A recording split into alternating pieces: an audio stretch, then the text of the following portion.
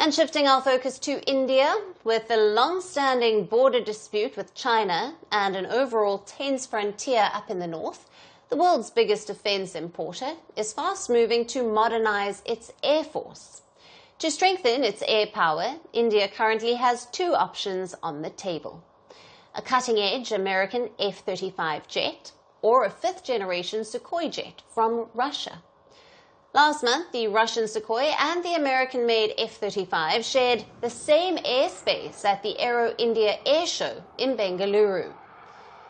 Now, at first, the photograph of the two fighter jets, one parked on the tarmac and the other zooming past it in the air, may look rather ordinary. In reality, it symbolizes the competition to be the top defense supplier of the world's biggest defense importer.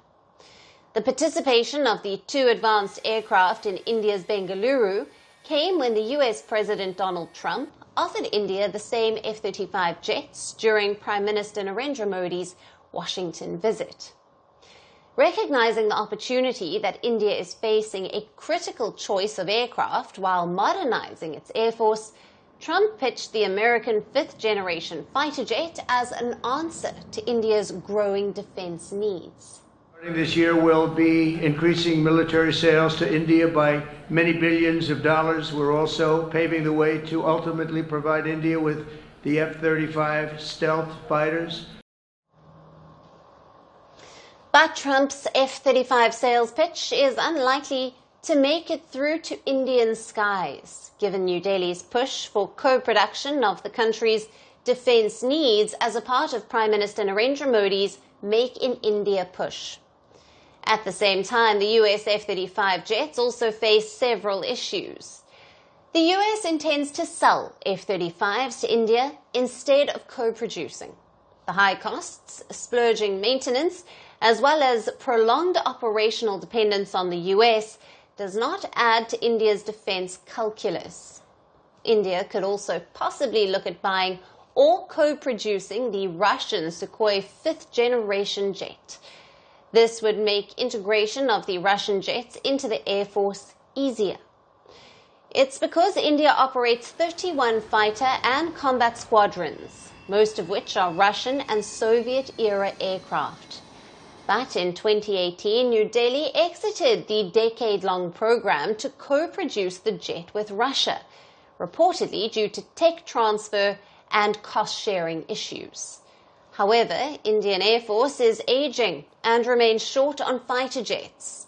The IAF's authorized strength is 42 squadrons with 16 to 18 fighter jets in each, but it currently operates only 30 squadrons. Now, in recent years, India has focused on defense indigenization with homegrown production of the Tejas fighter jets. At the same time, the deal for 36 Rafale fighter jets has done its bit in boosting the IAF's air power, given the threat of a two-front war with China and Pakistan. To keep up with its air power requirements, India is faced by a critical choice: a faster turnaround with direct purchases of American F-35 jets, or a fresh deal with Russia for a fifth-generation Sukhoi jet, which also takes India's Make in India vision forward. Merci beaucoup. Hi, how are you? Very well, thank you. Thank you for being here. Namaste, Mr. President. Bharat ke logon ko meri namaste. How many people generally follow you in interviews? Typically in a month we have viewers up to 150 million, that's more than twice the population of France. And in the last 2 years we had 3 billion viewers. So I say, Laurent, this is your chance to be famous. You're on Firstpost. One word to describe your equation with Prime Minister Modi. Amitié. As India and France work together, are you creating a new era of non-alignment in the technology space? India is a training superpower. 1 million engineers a year, more than all of Europe and the US combined. So we have that partnership. We have a partnership on the environment and the economy. We also have civilian nuclear programs, and that is something we've developed far beyond the France-India relationship. So we want to work together on AI.